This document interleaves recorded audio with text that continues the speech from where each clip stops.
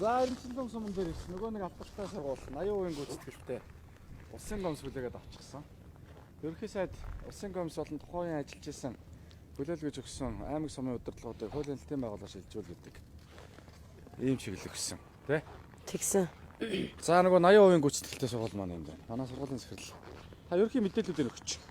За манай Эрдэнэтийн Бэргийн боловсролын сургууль энэ шинэ сургууль маань анх 2019 онд 3.5 тэрбум төгрөгийн улсын төсвийн сан хөөжлөлтөөр анх шав тавигдсан. Тэгээ 21 онд хүлээж авах хэрэгтэй байсан боловч одоо 21 онд бол гүйцэтгэл дутуу байсан учраас 22 он хүртэл гэрээг бол сунгасан юм байлаа.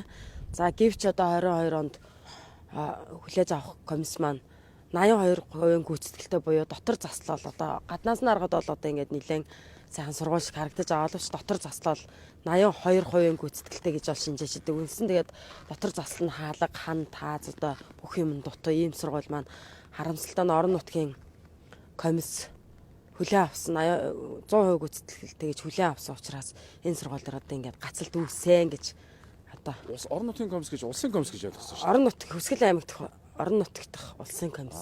Тийм Хүсгэл аймгийн. За тэгээд энэ маань 21-22 онуудад ковид цар тахлын улмаас бас нөгөө барилгын материалын үнийн өсөлттэй холбоотой тухайн компанид бас үйл ажиллагаанд оролцсон ийм асуудал гарсан. Тэгээ одоо тэрнээс хойш бас улсын их хурлын гишүүд төрийн түвшээд 7 удаадараа уламжилсан боловч одоо дөрөвтэй шийдэл төрсөнгүй энэ сургууль маань. За манай одоо хуучин сургууль маань 1942 онд баригдсан актлагдсан байранд багаангийн 420 хүүхэд хичээлж байна. За энэ уртлын өргөтгөл нь 1972 онд хийгдсэн ахлах дунд сургууль болсон. Энэ өргөтгөл мөн 400 гаруй хүүхэд ингээд манайх 880 гаруй сурагч танхимаар хоёр ээлжээр хичээлж байна. За тэгээ энэ хуучин сургууль маань хамгийн гол хүндрэл нь гэх юм бол ердийн галгаатай. Манай энэ сургууль нийт объектаа 52%-ыг галдаг, 9 галч одоо жилд 250 машин мод төлдөг ийм одоо хүндрэлтэй. Энэ ердийн галгааны хамгийн хэцүү сул тал нь бол галын аюултай байдал. За тэгэл хүүхдийн эрсдэл аюулгүй байдал бол үнэхээр бас хангагдаагүй. Хүүхдийн эрх бол нэлээд зөрчигдсөн ийм нөхцөл байдалд бол манай хичээл сургалтын үйл ажиллагаа хэвийн үргэлжлүүлж багш ажилчид маань одоо өөрсдийн хүч хөдөлмөрөөр хэвийн үйл ажиллагаагаа үргэлжлүүлээд бас хичээлж байна.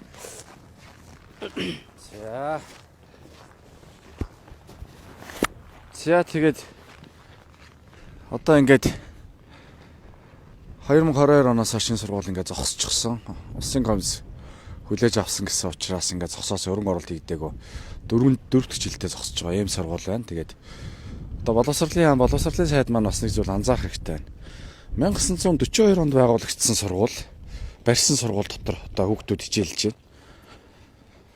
Тэгээд сүүлийн энэ сургууль бол одоо та бүхэн маань сонслоо. 1970-аад оны үед баригдсан ийм сургууль дотор одоо хүүхдүүд хичээлж байгаа. Хэдэн онд баригдсан яах вэ? Гэхдээ өнөөдөр байгаа энэ нөхцөл байдал асуудлууд бол бид нар зайлшгүй хөндөх ёстой. Боловсролын яам гэж байдаг бол энэ дээр анхаарах ёстой. Тэгээ одоо хуулийн хэлтийн байгууллага шилжүүлсэн гэдэг ингээд хайж болохгүй. Боловсролын сайд жоохон сэтгэлтэй байх хэрэгтэй. Энэ боловсролынхаа салбар руу орж жоохон эд ис болгоны мэдэрч ажиллах хэрэгтэй байгаа боловсролын сайд. Тэргээ хийж чадахгүйгаас болоод энэ нөхөртэй холбоотой олон асуудлууд үүсэж байгаа. Тэгээ одоо 1970-аад оны сургууль дотор орж үзье та хэдүүлээ. Тэг ингэж явахаас өөр арга алга. Боловсролын сайд нь одоо тэнд юу ч мэдэхгүй ингэ суугаад байдаг. Нэг удаа ирээгүй. Хүүхдүүд маань ийм нөхцөл байдалтай сурах хэрэг зөрчигдчихсэн. Ийм л байдалтай байна. За ингээд та бүхнийг 1970-аад он тавтаа барилга өгд яагч.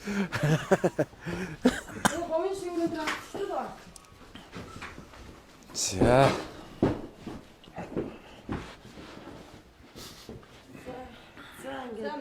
Сайн байна. Сайхан өвлжиж байна уу? За. Энэ бол надаас зэрлэг амтантайгаа гоё юм байна. Ямар хүүт юм бэ те? Айгу хүүт юм байна те? Энэ болохоор коридор нэг юм суухын төвсөлтэй. Яа гэдэг энэ жижигөр сураг жижигөр багш тэгэл гаднаар сэрсэн эцэг их хүүхдүүд энд одоо яалтч бас нэг багтхан хэмжээний дулаан шаардлагатай.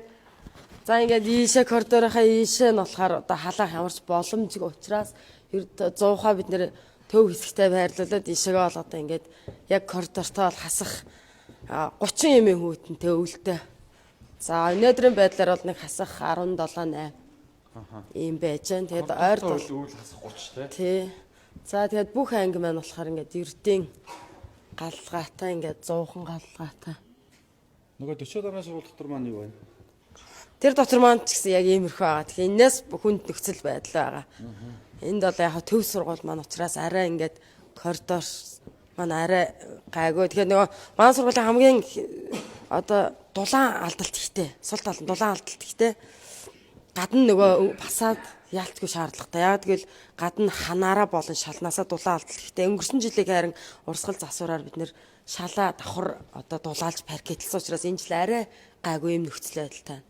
Тийм. За манай дээр одоо нэг за яг ингэж хайлтарна. Манай 25 оны 8 сард биолог Эко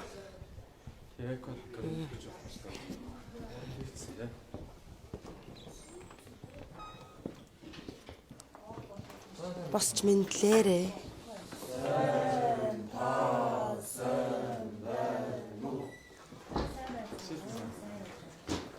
За зуухтаа гэхдээ яг зуух манаас олон жилийн нөхцөл байдалд амьдэрс учраас бид нар бас энийгээ муу муухай гэж хардггүй айл болох одоо бас аюулгүй байдлыг хангаад ингээд хичээлээд ирж байгаа. Яг өвөлдөө хүүхдүүд үүдэн байдаг учраас зуух руугаа нилээ ингэж шахдаг. Түлэгдэх мүлэгдэх аюул бас заримдаа гар тийм. За энэ нөгөө манай дээр байгуулж өгсөн кабинет маань энэ байна. Хүлэрт намгарах газрыг хамгаалахын төслийн хүрээнд байгуулагдсан. За тэгээ энэ нөгөө нэг шалны халаалт болоод ийм парт 2 ийм халаалттай зохион байгуулалтаар байгуулж өгсөн. Гэвч манай дээр энэ халаалт бол одоо яг өвлийн эд хүүтэнд бол хүчрэхгүй байсан. Тийм учраас 11 сарын 20 хүртэл энэ халаалтаа ашиглаад 20-оос хойш 100-аа нэмэлтээр тавьсан.